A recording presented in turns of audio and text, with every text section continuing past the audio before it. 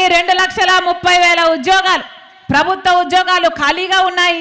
నేను వాటిని భర్తీ చేస్తాను, ప్రతి సంవత్సరము జాబ్ క్యాలెండర్ ఇస్తాను, మెగా డిఎస్సి 23,000 ఉద్యోగాలతో వేస్తానని చెప్పి యువకులను మళ్ళీ మోసం చేయడానికి సిద్ధమా?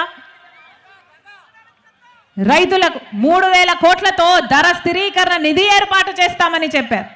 మళ్ళీ రైతుల్ని మోసం చేయడానికి సిద్ధమా? దేనికి సిద్ధం? ప్రజలను మోసం చేయడానికి మీరు సిద్ధమైతే ప్రజలు మీకు బుద్ధి చెప్పడానికి, మిమ్మల్ని ఇంటికి పంపడానికి ప్రజలు కూడా సిద్ధం.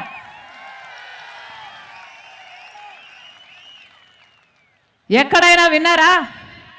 ఎవరైనా టీచర్ ట్రాన్స్ఫరో, పోలీస్ ట్రాన్స్ఫరో, ఒక ఉద్యోగస్తుడు ట్రాన్స్ఫర్ గురించి విన్నారు? ఇలా వైసీపీ పార్టీలో ఒక క్యాండిడేట్ ఒకవైపు నుంచి ఇంకొక ప్రాంతానికి ట్రాన్స్ఫర్ విన్నారా?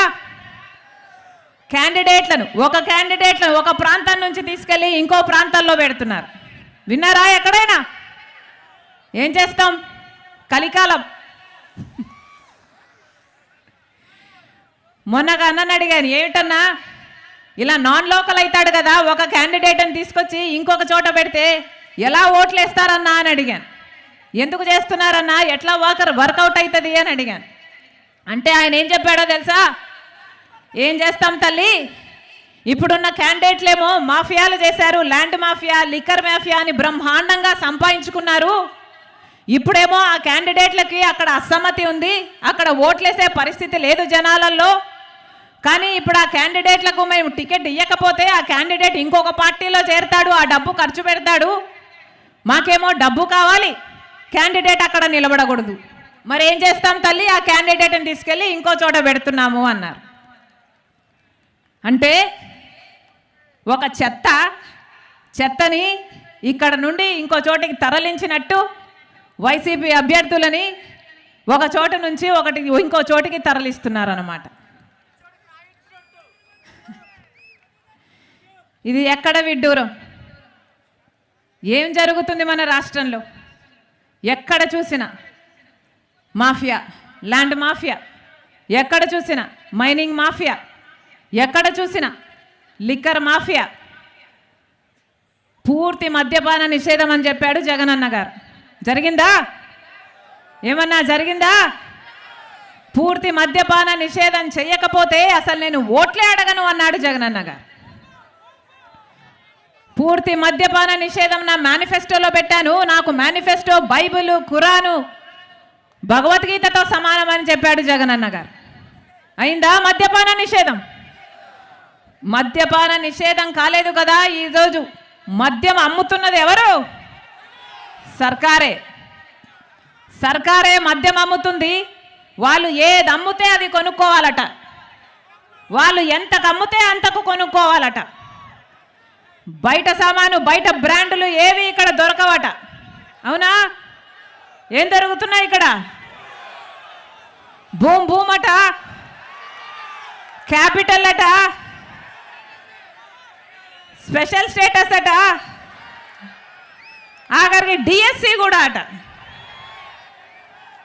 అయ్యా మీ వాగ్దానాలు ఎక్కడ నిలబెట్టుకున్నారు జగనన్న గారు అని అడిగితే మద్యం షాపులో, లిక్కర్ షాపులో నిలబెట్టుకున్నాం తల్లి అని చెప్పేటట్టుంది పరిస్థితి. ఇది కాదా జరుగుతున్నది? ఎక్కడికి వెళ్తుంది మన రాష్ట్రం? ఎక్కడికి వెళ్తుంది?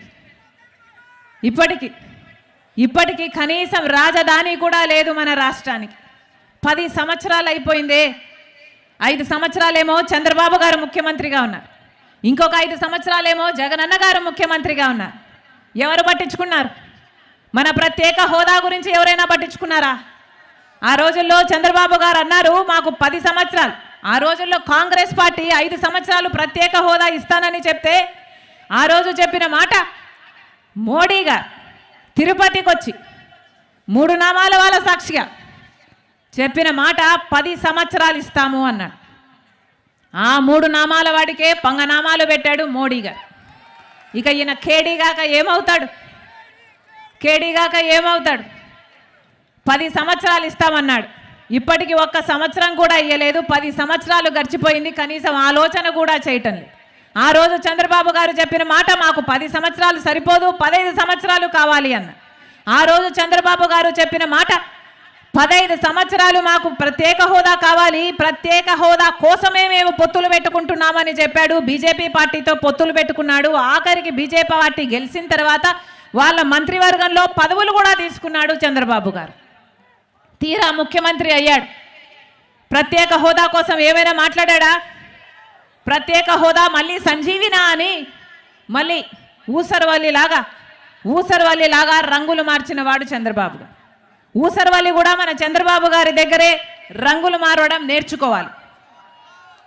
ఆ తర్వాత అప్పట్లో ప్రతిపక్ష నాయకుడిగా ఉన్నాడు జగనన్న గారు.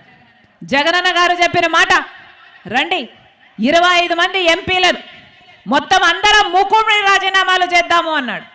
ప్రత్యేక హోదా ఎందుకు రాదో చూద్దాము అన్నాడు జగనన్న గారు.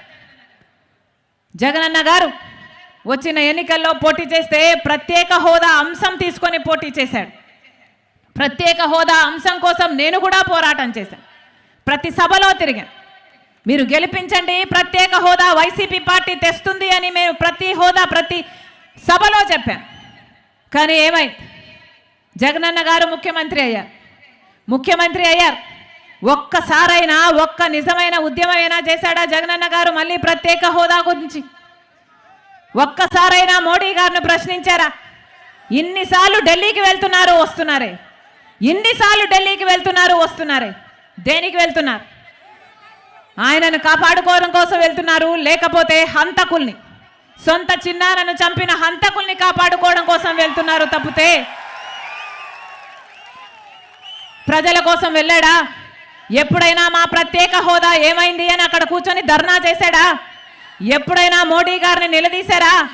అప్పుడు మూకుమ్మడి రాజీనామాలు చేద్దాం రండి అని చెప్పిన జగనన్న గారు మూకుమ్మడి రాజీనామాలు కాదు కదా, ఒక్కరి చేతైనా రాజీనామాలు చేశారా? ప్రత్యేక హోదా కోసం నిజమైన ఉద్యమం చేశాడా జగనన్న గారు?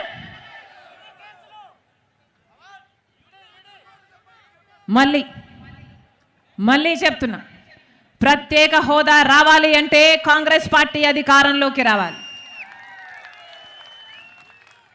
మళ్ళీ చెప్తుంది, కాంగ్రెస్ పార్టీ ప్రత్యేక హోదా రాహుల్ గాంధీ గారు చెప్పిన మాట అధికారంలోకి వచ్చిన వెంటనే మొట్టమొదటి సంతకం ప్రత్యేక హోదా మీదనే పెడతామని రాహుల్ గాంధీ గారు చెప్పారు.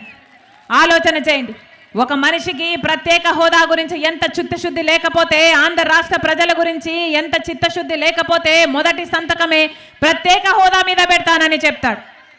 మేము మాటిస్తున్నాం, మా నాయకుడు మాటిచ్చాడు. ప్రత్యేక హోదా 5 సంవత్సరాలు కాదు 10 సంవత్సరాలు 10 సంవత్సరాలు కాంగ్రెస్ పార్టీ అధికారం లేకొచ్చిన తర్వాత కాంగ్రెస్ పార్టీ 10 సంవత్సరాలు ఆంధ్రప్రదేశ్కు ప్రత్యేక హోదా ఇస్తాం.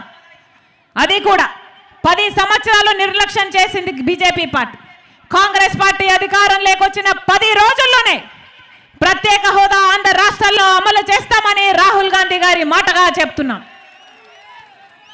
ఆ మాట పట్టుకొని వచ్చింది రాజశేఖర్ రెడ్డి బిడ్డ.